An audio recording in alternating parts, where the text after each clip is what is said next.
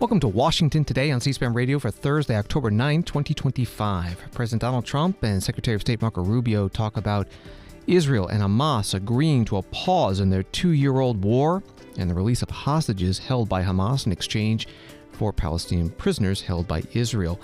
President Donald Trump calling it phase 1 of his Gaza ceasefire plan. Federal court hearings today challenging President Trump's deployment of National Guard troops to Portland, Oregon, and Chicago. The president says the troops are to protect federal immigration authorities from threats by protesters. New York Attorney General Letitia James, a Democrat, reportedly indicted by a federal grand jury on bank fraud. This comes after President Donald Trump posted that his attorney general should go after some of his political opponents. It's day 9 of the federal government shutdown. The Senate votes down for a 7th time Republican and Democratic proposals for short-term funding extensions. Federal Reserve Board member Michael Barr urges caution on any further interest rate cuts, citing the risk of inflation from President Trump's tariffs.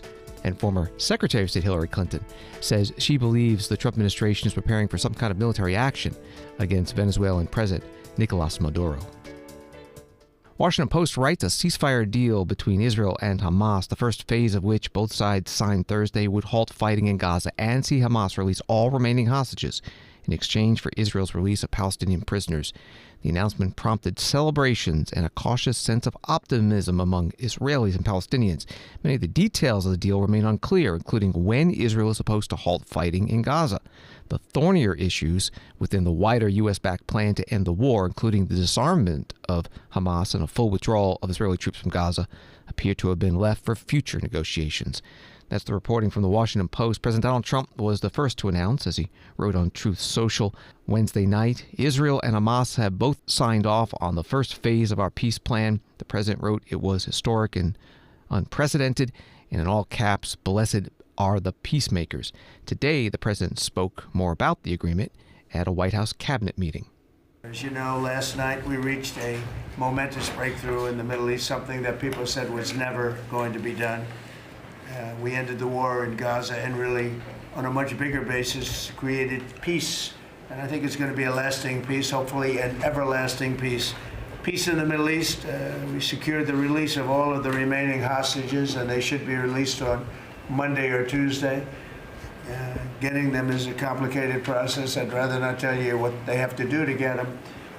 There are places you don't want to be, but we are getting the hostages back on Tuesday, Monday or Tuesday, and that'll be a day of joy. I'm going to try and make a trip over. We're going to try and get over there, and we're working on the timing, the exact timing. We're going to go to Egypt, where we'll have a signing, an additional signing. We've already had a signing representing me, but we're going to have an official signing.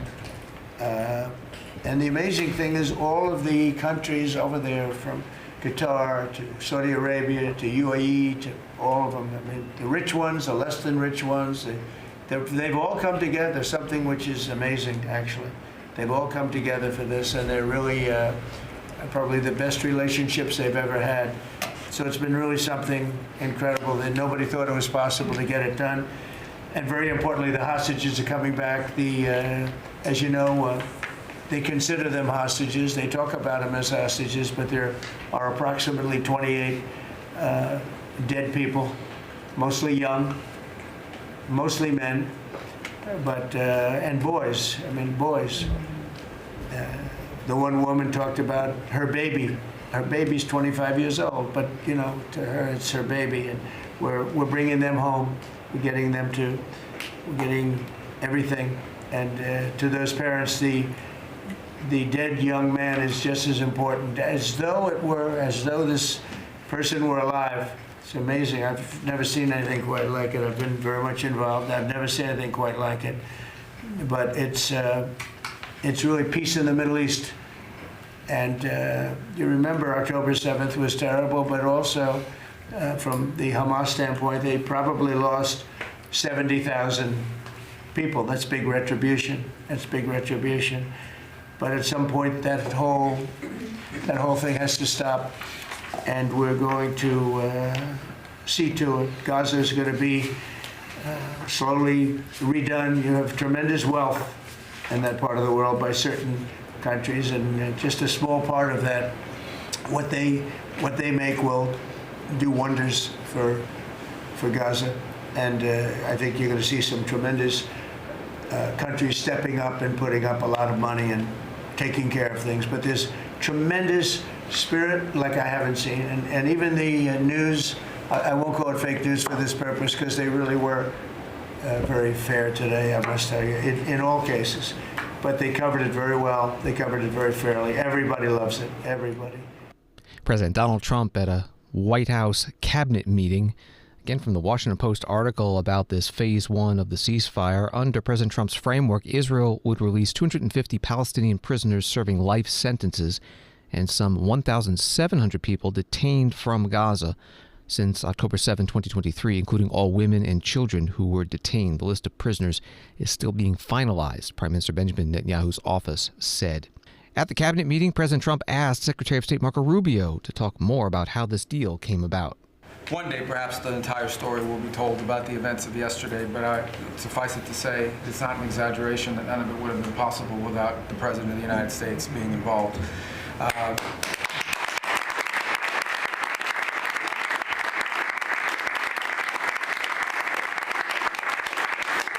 It really began with your trip to the Middle East, where these relationships were forged with partners in the region, personal relationships, close relationships that created the foundation where all of this was possible. Where I think this really took a turn. Remember, a month ago, no one thought this was possible. Where it really took a turn about a month ago, less than a couple weeks ago, is when we were at the United Nations, and you convened a historic meeting, not simply of Arab countries, but of Muslim-majority countries from around the world, including Indonesia was there, Pakistan was there, and created this coalition behind this plan. Then on that following Monday, you met with the Prime Minister of Israel here, and that plan was presented. And then, of course, our great negotiating team followed up on it. In the interim, again, perhaps the stories will be told, perhaps they will never be told. The President had some extraordinary phone calls and meetings that required a high degree of intensity and commitment, and made this happen. And I think what's important to understand is that yesterday what happened was really a human story. There's a geopolitical aspect to it, there's no doubt about it. It creates the conditions for Gaza to one day be a normal place again, and people to have a better life, and Israelis to be safe. But yesterday was a human story. And because of the work you put in, and honestly, not only is there no other leader in the world that could have put this together, Mr. President, but frankly, I don't know of any American president in the modern era that could have made this possible, because of the actions you have taken unrelated to this, and because of who you are and what you've done and how you're viewed. And this weekend, because of that, at some point very soon, we are going to see 20 living human beings emerge from the darkness into the light for the first time in 2 years. Secretary of State Marco Rubio at today's White House cabinet meeting led by President Donald Trump. The Israeli Knesset speaker, the head of their parliament, Amir Ohana, posting a letter on X and writing, "It's my profound honor and privilege to officially invite the greatest friend and ally of the Jewish people in modern history, President Donald Trump, to deliver a formal address to the nation before the Knesset. Israel awaits the peace president." President Trump has said that he may travel to the Middle East with a stop in Israel this weekend. The U.S. Senate Minority Leader Chuck Schumer, Democrat from New York, spoke on the Senate floor today about this Phase 1 Israel Hamas ceasefire agreement.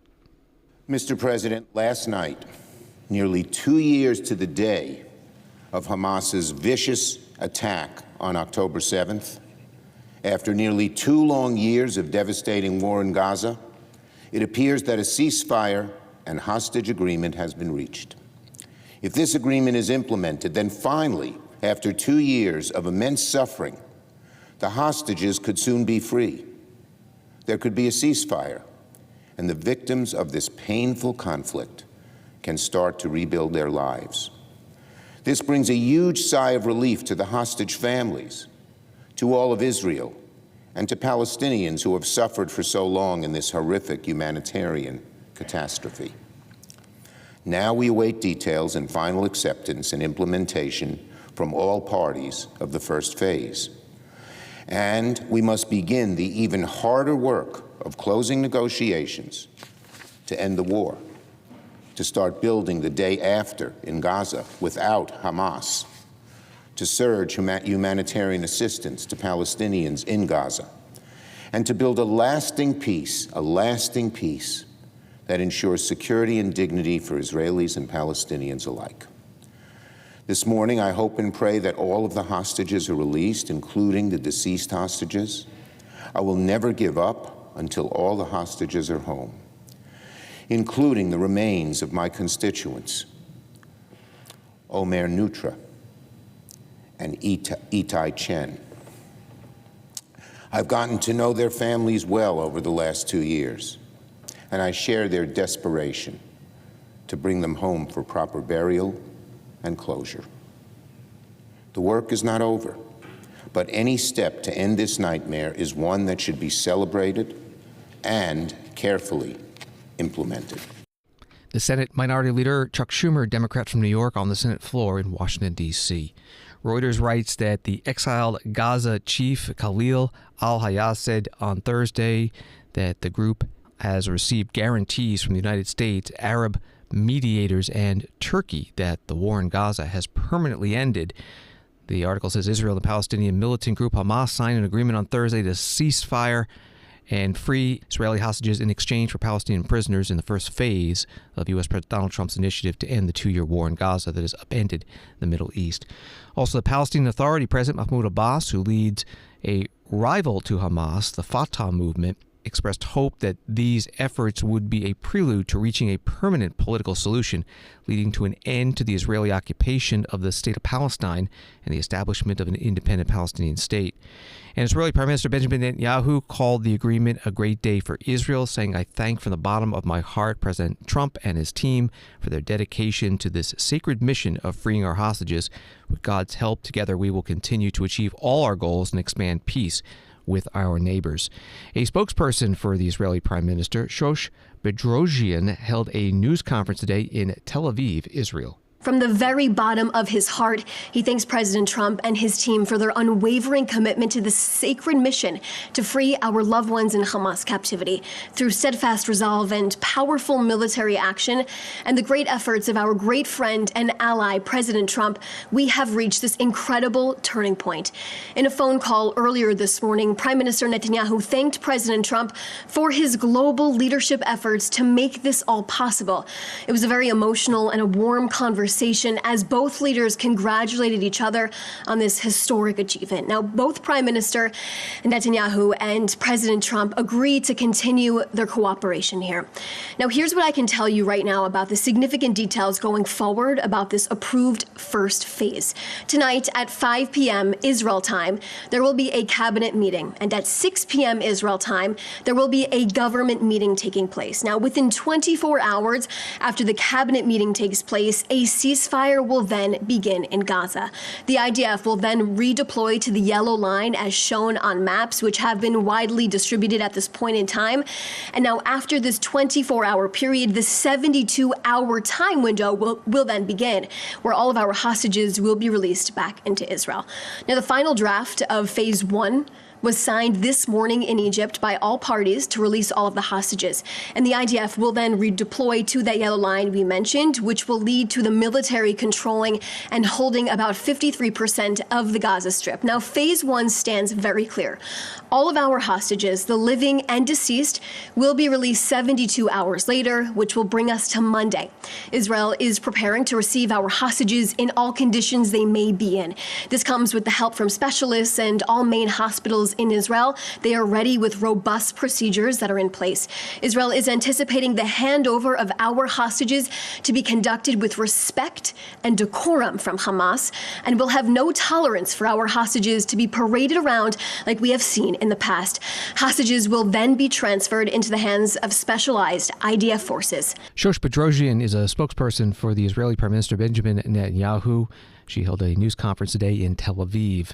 Associated Press writes the European Union has expressed readiness to support police and humanitarian aid programs in Gaza if the ceasefire holds, the top diplomat for the 27-nation bloc said Thursday. Kaja Kallas said before a meeting in Paris of top diplomats from Europe and the Middle East, we need to plan for the day after. The British Prime Minister Keir Starmer reacted to the news of the ceasefire Phase 1 agreement during a visit to India. I strongly welcome the news that a deal has been reached on the first stage of the peace plan in Gaza.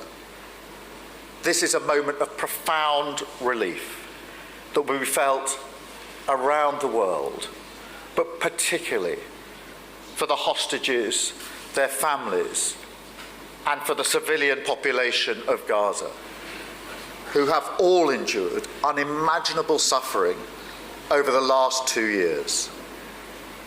I'm grateful for the tireless diplomatic efforts of Egypt, Qatar, Turkey, the United States, and many others in securing this crucial first step.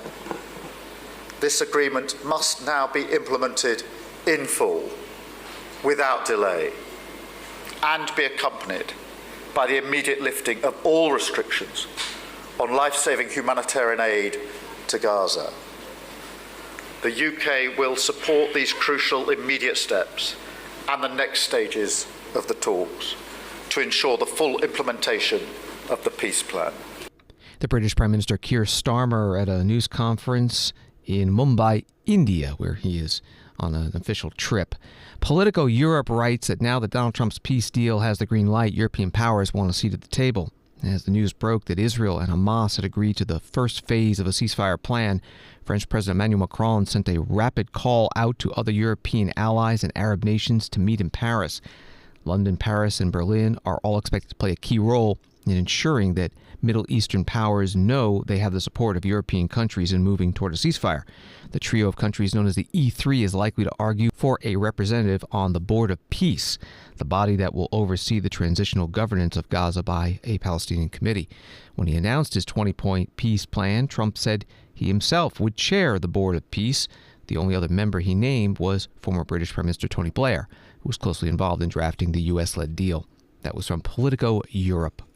United Nations Secretary General Antonio Guterres also welcomed the agreement of a ceasefire and hostage release in Gaza. He said it represented a path towards self-determination of the Palestinian people. He spoke at the UN in New York City. I welcome the announcement last night of an agreement to secure a ceasefire and hostage release in Gaza, based on the proposal put forward by President Donald J. Trump. And I commend the diplomatic efforts of the United States, Qatar, Egypt, and Turkey in brokering the desperately needed breakthrough. We have all waited far too long for this moment. Now we must make it truly count. I urge all parties to fully abide by the terms of the agreement and to fully embrace the opportunities it presents. All hostages must be released in a dignified manner. A permanent ceasefire must be secured. The bloodshed must stop once and for all. And the United Nations will provide its full support. We and our partners are prepared to move now. We have the expertise, the distribution networks, the community relationships in place to act. Supplies are in place and our teams are on standby. We can scale up food, water, medical and shelter assistance at once. But to turn this ceasefire into real progress, we need more than the silencing of the guns. We need full, safe and sustained access for humanitarian workers, the removal of red tape and impediments, and the rebuilding of shattered infrastructure. And we need member states to ensure that humanitarian operations are properly funded to meet the immense needs. We must never forget the unbearable human cost of this conflict. I mourn all of the lives lost, including United Nations personnel and humanitarian workers, and pay tribute to our colleagues who continue to serve with courage and compassion in conditions of extreme risk. For Israelis and Palestinians alike, this deal offers a glimmer of relief. And that glimmer must become the dawn of peace, the beginning of the end of this devastating war. I urge all to seize this momentous opportunity to establish a credible political path forward, a path towards ending the occupation, recognizing the right to self-determination of the Palestinian people, and achieving a two-state solution, a path to a just and lasting peace between Israelis and Palestinians and to wider peace and security in the Middle East. United Nations Secretary General Antonio Guterres at the UN in New York City. AP writes that Tom Fletcher, the UN humanitarian chief, told reporters Thursday that officials have 170,000 metric tons of medicine, aid, and other supplies ready for Gaza once they are given the green light. We will scale up the provision of food across Gaza to reach 2.1 million people who need food aid and around 500,000 people who need nutrition, he said. That was from AP. And this is Washington Today. President Donald Trump's efforts to deploy National Guard troops in states that don't want them are being tested Thursday in two different courts. Begins an NBC News article. It goes on, lawyers for Chicago and Illinois are before a federal judge to try to block troops from being deployed in the country's third most populous city, while attorneys for Portland and Oregon are urging a federal appeals court to leave in place a restraining order against troop deployments there. The hearings in Chicago and San Francisco began around noon Eastern in courthouses about 2,000 miles apart. Reporting from NBC News. President Trump's attempts to deploy the National Guard happened amid a protest at an ICE facility in Portland, Oregon. Here's some of today's argument in that case before the 9th U.S. Circuit Court of Appeals, which is based in San Francisco. Today's hearing was virtual. You'll hear from Oregon attorney Stacey Chaffin, questioned by Judge Ryan Nelson and Judge Susan Graber. What we heard from your opposing counsel is there's really not a lot of dispute on the facts. There might be dispute as to which facts are relevant. Do you think there's a dispute of facts as to what's happened in June, July, August, September? I mean, are there points in time where you think you have a disagreement on what's actually happened with opposing counsel? I think we disagree with the framing, but I would direct this court to the district court's findings regarding those facts. The district court found that the Portland ICE facility protests were small, less than 30 people, largely sedate, and generally peaceful. Okay, hold on. That's clearly erroneous, because there's clearly been protests that were above 30. I mean, unless you're trying to limit it to certain time periods. We have evidence in the record that there were protests as much as 200. It was generally small. And I think there were 3 instances where it was large over that time period. But when we're talking about how to, as you say, frame the facts, can you go on to answer my other question, which is what is a rebellion, and what is the standard that we should be applying? A rebellion is an open, organized, or armed resistance to an established government or an attempt to change the government or the leader, usually through violence. That is the appropriate definition that this court should adopt in this case. And where does that come from? The older definitions in Webster's. And I would highlight for the court that the first time that rebellion was added was in 1861, and that was shortly after the Confederacy declared independence, and the first shots were fired at Fort Sumter. And it's with that context in mind that we should interpret the word rebellion. Attorney Stacey Chaffin representing Oregon, questioned by Judge Ryan Nelson and Judge Susan Graber. Third judge on this 3-judge panel of the 9th U.S. Circuit Court of Appeals is Bridget Beatty. The attorney for the Justice Department arguing today, Eric MacArthur, and you'll be hearing in this clip questions as well from Judges Nelson and Graber. Certainly, we are relying on all of the evidence, but the historical evidence from earlier this summer in Portland, for example, when the ICE facility had to be shut down for more than 3 weeks because of the violence and threats of violence, certainly informs what is the risk that the facility faces in Portland if you remove all of the protective forces that we've had to divert to contain that situation. So I think that is one of the key errors here that the district court judge made, is taking this blinkered view of the statute, where we're only looking at what's happening in Portland in the days or weeks ahead of the federalization. And to your question about why is what's going on in the rest of the country relevant, that's because the government only has limited protective services at its disposal.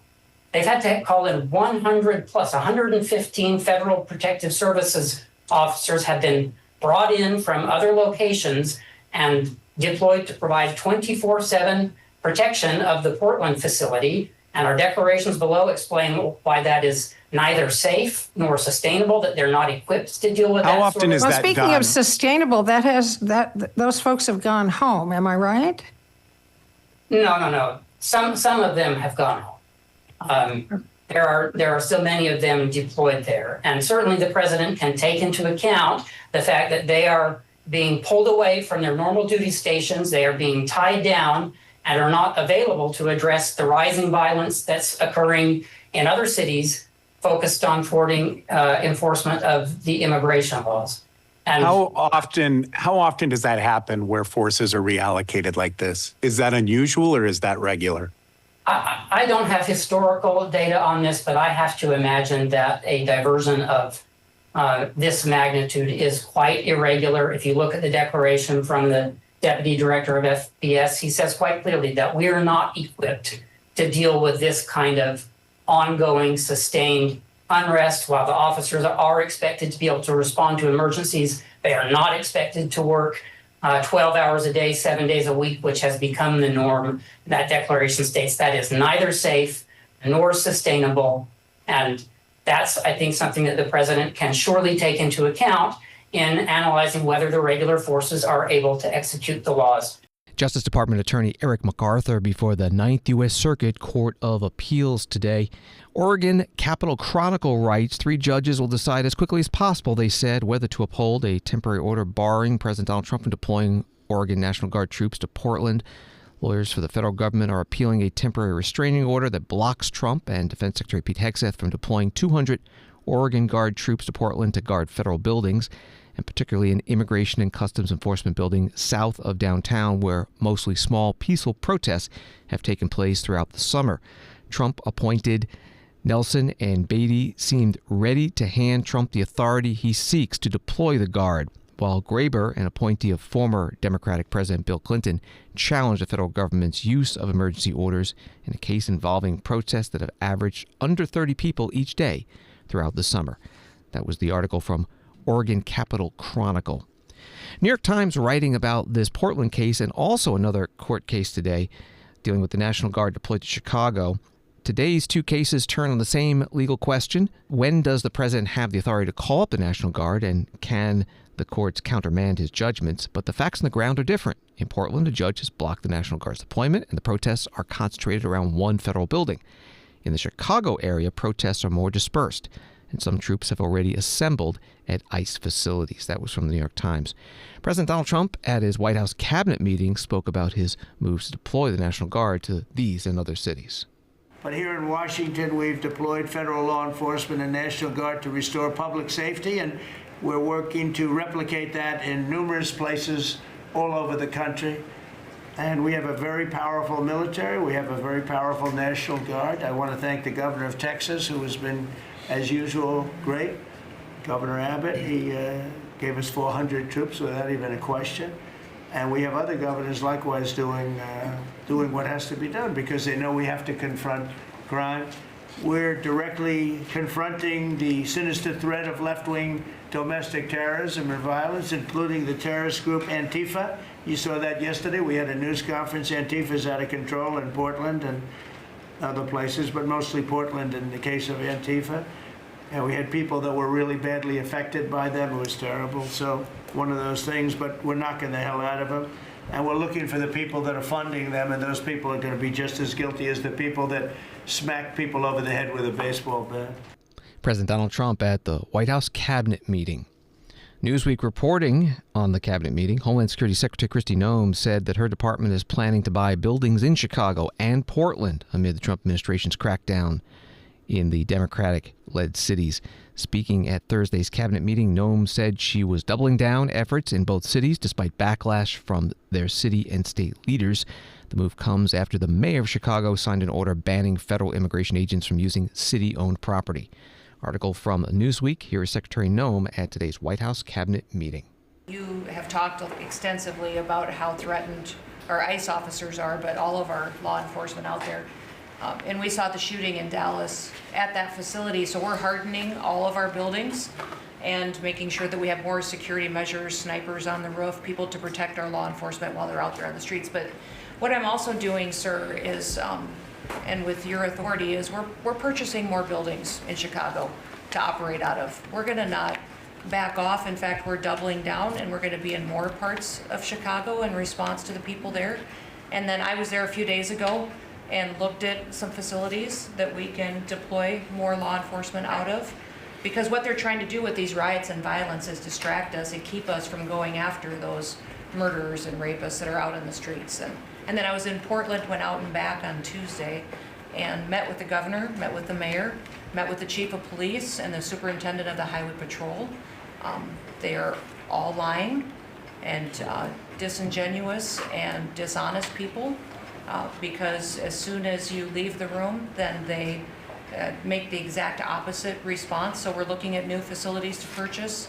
They're in Portland too, and we're going to double down. And I told them if they didn't meet our demands for safety and security on the streets and work with us, then we were going to bring in more federal law enforcement. Homeland Security Secretary Kristi Noem at today's White House cabinet meeting with President Donald Trump. WBEZ-TV writes Chicago Public Schools has set up a command center to help schools navigate ICE activity near them as the school district faces increased pressure to do more to help schools and families navigate the situation. Chicago schools were in the crosshairs of activity over the last week. On Friday, some students at a Logan Square school were at recess when they were rushed inside after an ICE agent threw tear gas at a nearby car. And that afternoon, one Southwest Side charter school went on lockdown because of a report of an ICE agent in a vehicle outside. That was from WBEZ-TV. Chicago's Mayor Brandon Johnson, a Democrat, held a news conference today at Funston Elementary School in Chicago. We find ourselves at a critical moment in our city, in our nation, as well as our world's history. We're at a moment in which we have a federal government that has not only trampled on our Constitution, but it has declared war on American cities, and particularly Chicago. A government that is unwilling to fund the basic human rights that we are all collectively struggling to ensure. And whether that's education or housing, transportation, good paying jobs and healthcare, the very desires that descendants of slaves fought for post the Civil War are all under attack. But I do again want to thank the leaders that are here who recognize that our assignment for justice for all is still ongoing. And we're gathered here today to demonstrate that Chicago's educational community and our commitment to protecting families and students, our immigrants, that this is a critical time. Chicago Mayor Brandon Johnson, Democrat, news conference at an elementary school today in Chicago. Associated Press reporting that during the court hearing today on the deployment of National Guard troops to Chicago, U.S. District Judge April Perry pressed Justice Department lawyer Eric Hamilton on whether National Guard troops would only be stationed around federal buildings or also in neighborhood schools and hospitals. Hamilton responded that troops also could be used to protect ICE agents in the field. That was from AP. Chicago's Mayor Brandon Johnson asked at today's news conference about the role of the Chicago Police Department as the National Guard troops are moving into the city. In light of Trump's plans to send troops outside the Dirksen courthouse, will CPD be posted up nearby to monitor the situation, and what are your instructions for the officers? Yeah, our instructions are still the same, that our local law enforcement is there to protect the rights of all of our residents to be able to peacefully assemble and petition this government to do right by the people of this city and this country. That's why I signed that executive order, of which I know you have reported on, that this was not mere symbolism. This was about a clear directive to ensure that the parameters in which our Constitution has laid out that allows for the peacefully and the assembling of residents to be able to protest and express their First Amendment right, that it is the local police department's responsibility to ensure that we keep the peace. And that's what they'll do, and that's what their assignment is. Chicago Mayor Brandon Johnson at an elementary school in Chicago joined by the presidents of the Chicago Teachers Union, the American Federation of Teachers, also Congresswoman Delia Ramirez, Democrat of Illinois. New York Times writing that Governor Kevin Stitt of Oklahoma, a Republican and the chair of the National Governors Association, on Thursday criticized the deployment of Texas National Guard troops to Illinois as a violation of his beliefs in federalism and states' rights. His comments in an interview with the New York Times marked the first time a Republican governor has questioned the interstate deployment of National Guard troops over a governor's objections. That was from the New York Times. NBC News, New York Attorney General Letitia James, a Democrat who has clashed with President Donald Trump, was indicted Thursday by a federal grand jury in Virginia. James was charged with 1 count of bank fraud and 1 count of false statements to a financial institution after Trump publicly called for his Justice Department appointees to bring charges against her. The indictment alleges James falsely claimed that a home in Norfolk, Virginia was her second residence, allowing her to obtain favorable loan terms, and that she rented the property to a family of 3. That was from NBC News. New York Attorney General Letitia James posted this video. This is nothing more than a continuation of the president's desperate weaponization of our justice system. He is forcing federal law enforcement agencies to do his bidding, all because I did my job as the New York State Attorney General. These charges are baseless, and the president's own public statements make clear that his only goal is political retribution at any cost. The president's actions are a grave violation of our constitutional order and have drawn sharp criticism from members of both parties. His decision to fire a United States attorney who refused to bring charges against me and replace them with someone who is blindly loyal not to the law, but to the president, is antithetical to the bedrock principles of our country. This is the time for leaders on both sides of the aisle to speak out against this blatant perversion of our system of justice. I stand strongly behind my office's litigation against the Trump Organization.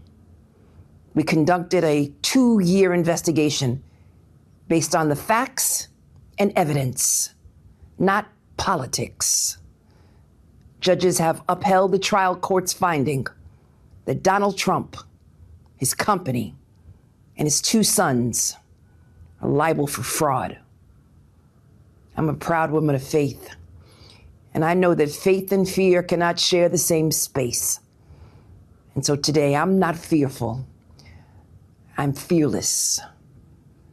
And as my faith teaches me, no weapon formed against me shall prosper. We will fight these baseless charges aggressively, and my office will continue to fiercely protect New Yorkers and their rights. And I will continue to do my job. New York Attorney General Letitia James in a video after a federal grand jury in Virginia indicted her on 1 count of bank fraud. Again, from the NBC News article, Acting U.S. Attorney for the Eastern District of Virginia, Lindsay Halligan, in a statement said the facts and the law in this case are clear, and we will continue following them to ensure that justice is served. Washington Today continues in a moment.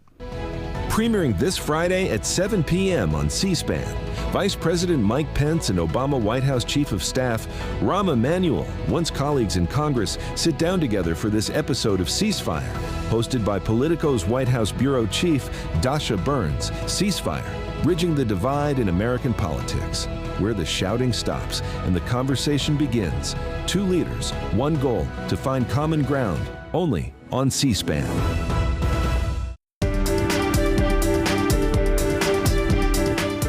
Welcome back to Washington Today, available as a podcast on the free C-SPAN Now mobile app and wherever you get your podcasts. From CBS News, Democrats and Republicans remain locked in a stalemate over how to reopen the government on day 9 of the shutdown, with the Senate rejecting motions to advance competing bills for the 7th time on Thursday. The House-passed Republican bill failed to move forward in a 54-45 vote. 3 Democrats crossed the aisle, a number that has been unchanged since the shutdown began last week. Senate Minority Leader Chuck Schumer said he remains confident in Democrats' negotiating position on insisting on the extension of health care subsidies, telling Punchbowl News that every day gets better for us as the shutdown continues. Reporting from CBS News, the Senate Majority Leader John Thune, Republican from South Dakota, spoke on the Senate floor Thursday morning. Mr. President, later today, we're going to have another vote on the clean continuing resolution to open up the government. As I said, we are a handful of Democrats away from passing this continuing resolution and reopening the government. A handful of votes away from paying our troops. And we're going to see if that matters to Democrats. We'll see if Democrats choose to pay America's troops or if they once again bow to the demands of their far-left base, which is telling them to hold out, or to their strategists who tell them that they're, quote, winning the shutdown. Well, based on the reporting this morning, Democrats couldn't care less whether military families miss a paycheck tomorrow. In an interview posted this morning, the Democrat leader said, "Every day gets better for us. Every day gets better for us." Mr. President, this isn't a political game. Democrats might feel that way, but I don't know of anybody else that does. Mr. President, the longer this goes on, the more the American people realize the Democrats own this shutdown. A Morning Consult poll finds that, and I quote, "Voters increasingly blame Democrats for the government shutdown," end quote. In the latest Harvard-Harris poll, 65% of voters think Democrats should reopen the government instead of holding out for their partisan demands. But Democrats are apparently being told to hold the line by their far-left base, and so this shutdown drags on. Senate Majority Leader John Thune, Republican from South Dakota, on the Senate floor before the Senate voted down again the Republican and Democratic options for reopening the government. The Senate Minority Leader Chuck Schumer, Democrat from New York, also spoke, advocating for the Democratic bill. The federal government has now been shut down for more than a week. But Donald Trump, Speaker Johnson, and Republicans in Congress are nowhere to be found. Instead of playing with people's lives, Donald Trump and Republican leaders in Congress need to sit down with Democrats and have a serious negotiation to fix health care and reopen the government at once. Workers are starting to miss out on paychecks. Seniors are worried about delays at the Social Security Administration.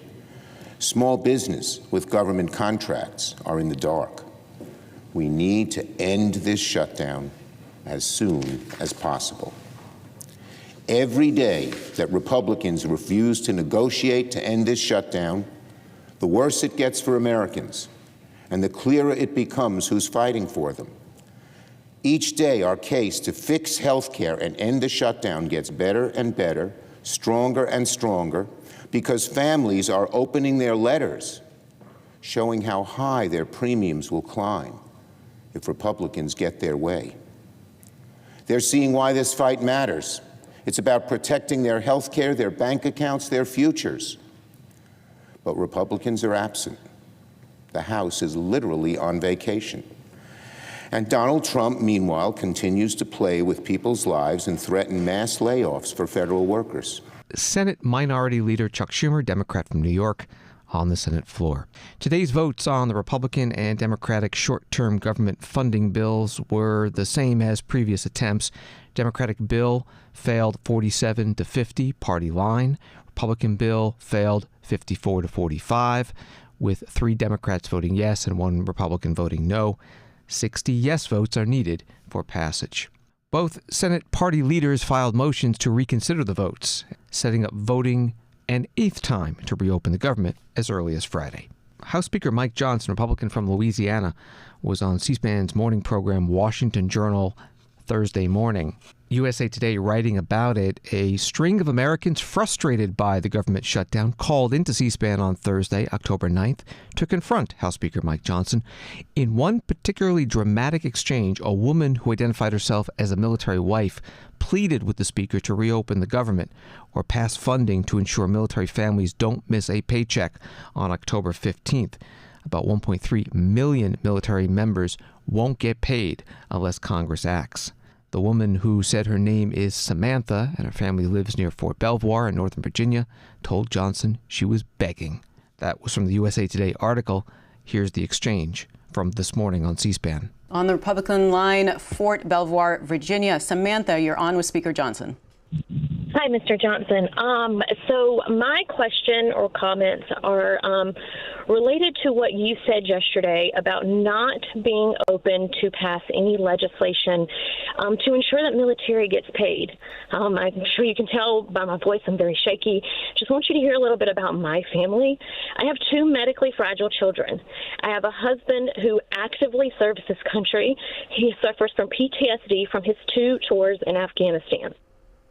If we see a lapse in pay come the 15th, my children do not get the medication that's needed for them to live their life, because we live paycheck to paycheck. I heard you earlier say that you side with President Trump on anything that he says. Well, I just read an article this morning that said he absolutely wholeheartedly believes that there needs to be legislation put in so that we do not miss a paycheck. You have the power to do that. And as a Republican, I'm very disappointed in my party, and I'm very disappointed in you, because you do have the power to call the House back. You did that, or you refused to do that just for a show. I am begging you to pass this legislation. My kids could die. We don't have the credit because of the medical bills that I have to pay regularly. You could stop this, and you could be the one that could say military is getting paid. And I think that it is awful, and the audacity of someone who makes 6 figures a year to do this to military families is insane. All right, Samantha. Samantha, I'm so sorry to hear about your situation. The reason I've been so angry this week, and they've been calling me out on media, Johnson's angry. I am angry because of situations just like yours. I have a big military district, and my district is the home of the Global Strike Command at Barksdale Air Force Base and Fort Polk, the Joint Readiness Training Center. I have one of the biggest military districts and military families in America. I have a lot of airmen and soldiers who are deployed right now, and they have young families at home, and they have children in health situations like yours. This is what keeps me up at night. I want you to hear something very clearly. The Republicans are the ones delivering for you. We had a vote to pay the troops. It was the continuing resolution 3 weeks ago. Every single Republican but 2 voted to keep the government open so that your paycheck can flow. Every Democrat in the House, except for 1, voted to close it. The Democrats are the ones that are preventing you from getting a check. If we did a vote on the floor to pay troops, it's not a lawmaking exercise, because Chuck Schumer is going to hold that up in the Senate. He is demonstrating by voting now 6 times to keep the government closed that he does not want the troops to be paid. And you should listen to his comments last night, as reported this morning. He is enjoying this. He said every day gets better for us, quote unquote. Chuck Schumer and the Democrats are preventing your family from getting the care they need, not Republicans, and my heart goes out to you. House Speaker Mike Johnson on C-SPAN's Washington Journal program this morning. He was on for a half hour taking viewer and listener calls. You can find the full video at cspan.org.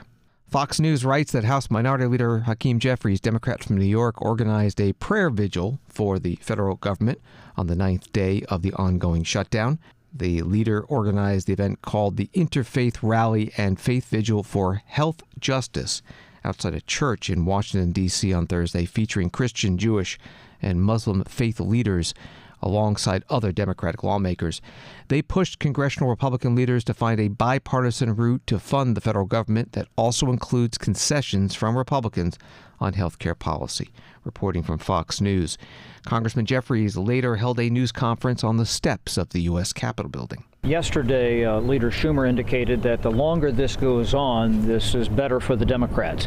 Do you believe, as Republicans suggest, that that's a calloused remark, that this is kind of a scorekeeping going on here? House and Senate Democrats have been completely aligned, and we've taken a principled position in defense of the health care of the American people. Leader Schumer and Senate Democrats have courageously taken vote after vote against the partisan Republican spending agreement and bill because that bill continues to gut the health care of the American people. This is an extraordinary health care crisis that even Marjorie Taylor Greene recognizes is a very real thing for everyday Americans all across the country.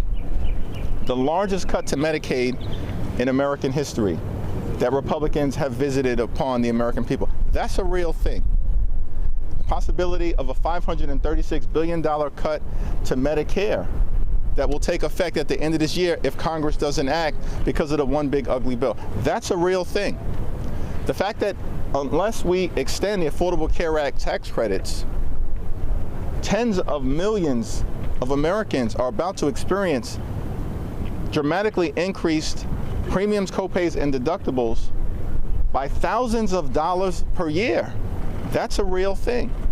The fact that hospitals, nursing homes, and community-based health clinics are closing all across the country, including in rural America, that's a real thing. The Republican healthcare crisis is real. It's upon us. It's devastating the country. And House Democrats partnering with Senate Democrats are standing up on principle in defense of the American people. House Minority Leader Hakeem Jeffries, Democrat from New York, at a news conference on the steps of the U.S. Capitol building. President Donald Trump spoke about the government shutdown at his White House cabinet meeting today. Despite all of the damage that it's caused, the shutdown has been, pretty damaging. I mean, it's not yet because it's early, but it gets a little bit worse as it goes along. And we'll be making cuts that will be permanent. And we're only going to cut Democrat programs. I hate to tell you. I guess that makes sense. But we're only cutting Democrat programs. But we're going to start that. And we have Russell who can talk to you about it if he wants to. But we'll be cutting some very popular Democrat programs that aren't popular with Republicans, frankly, because that's the way it works. They wanted to do this, so we'll give them a little taste of their own medicine. But Chuck Schumer proclaimed this morning that every day gets better for them. No, every day it's actually getting worse for them. And they're having a rebellion in the Democrat Party because they want to stop. And if you saw all of Schumer's, I watched last night like 10 different times over the years, he said, you can't shut down government, you can't shut down. And now he's the one that shut it down. President Donald Trump at a White House cabinet meeting. Story from the Hill. Senate Republicans say they'll keep the pressure on Democrats by bringing the House-passed funding stopgap back to the floor for additional votes. Senate was scheduled to take a recess during the week of Columbus Day, but lawmakers now expect the state work period to be canceled so senators can remain in Washington to vote on ending the shutdown. From the Wall Street Journal, after the Federal Reserve's initial rate cut last month, the central bank should proceed carefully with further adjustments to its policy stance, Fed Governor Michael Barr said, citing concerns that prices are still rising too quickly. The comments suggest Barr may be skeptical of supporting the interest rate cuts that investors widely expect from the Fed over the rest of 2025, adding a wrinkle to the voting math on a divided policy committee. That was from the article at the Wall Street Journal. Governor Barr spoke today at the Economic Club of Minnesota in Minneapolis. There was and remains considerable uncertainty about the future course of the economy. It is possible that recent low payroll growth is a harbinger of worse to come, or that payroll growth eventually strengthens, consistent with a low unemployment rate and sound growth. It is possible that tariffs will have only a modest impact on the course of prices, and that progress resumes toward 2% inflation next year. But it is also possible that both inflation and expectations of future inflation escalate. Common sense would indicate that when there's a lot of uncertainty, one should move cautiously. This is validated by past monetary policy experience and a particular research insight from nearly 60 years ago. The Brainerd principle, developed by economist William Brainerd, holds that when there is considerable uncertainty about the consequences of a policy action, the recommended course is to move more gradually than would otherwise be the case. I believe that principle applies now and that the FOMC should be cautious about adjusting policy so that we can gather further data, update our forecasts, and better assess the balance of risks. If we see inflation moving further away from our target, then it may be necessary to keep policy at least modestly restrictive for longer. If we see heightened risks in the labor market, then we may need to move more quickly to ease policy. The FOMC can, and I believe would, act forcefully to stabilize the economy if necessary. I think a cautious approach will help us to balance the risks to both sides of our mandate as we continue to assess the economic outlook. Michael Barr, a member of the Federal Reserve Board of Governors at the Economic Club of Minnesota in Minneapolis. Wall Street today, the Dow down 243, NASDAQ down 18, S&P down 18 as well. Also from CNBC, the IRS has announced new federal income tax brackets and standard deductions for 2026. The top rate of 37% applies to individuals with taxable income above $640,600, and married couples filing jointly earning $768,700 or more. This is Washington Today. From the Washington Post, a bipartisan measure to block the Trump administration's lethal strikes against alleged Venezuelan drug smugglers fell short in the Senate on Wednesday night in what Democratic lawmakers framed as a failure of Congress to assert its constitutional role to decide whether the country enters war. In the past 2 months, the U.S. military has struck at least 4 boats in the Caribbean Sea, killing 21 people. The administration has claimed it is targeting narco-terrorists from notorious drug gangs in Venezuela. And President Donald Trump has notified Congress that the U.S. is now in armed conflict with these alleged traffickers. Reporting from the Washington Post. Also, Wednesday night, former Secretary of State Hillary Clinton was asked about Venezuela and the Trump administration at a panel discussion on foreign affairs hosted by the Council on Foreign Relations in New York City. I think this is a really serious problem that apparently the majority in Congress is determined to ignore. I think that in any other setting that I can imagine, where you have no predicate laid, where you have no briefing, where you have no information, we have no idea whether these boats were fishing boats, cruising, family boats, drug boats. We don't have any idea, and neither do they, is my assessment. Because if they did have an idea, they would at least share that information. They are laying the predicate for some kind of military action against Maduro, in my opinion. And I think that the Congress has abdicated its responsibility on everything with the president, and in particular, without any demand that Hegseth and others show up and show them why they are destroying these boats. You have a small boat. The biggest that I've read about is 12 passengers, right? You have major naval forces in the area. Plus, you can also call on the Coast Guard, stop the boat, get on the boat, find out what's on the boat. I mean, that's the way you're supposed to do it, as based on, everything we've done in the past. But I do think that there seems to be a desire on the part of the administration to confront Maduro. And maybe their thinking is that if they, blow a lot of these boats out of the water and they send a message, they can intimidate him into somehow leaving or giving up power. We have to be really careful about this. I mean, I read a very thoughtful piece about Venezuela last week that said it would make Libya look like a normal country after the fall of Gaddafi. There are military forces, militia forces, drug cartels.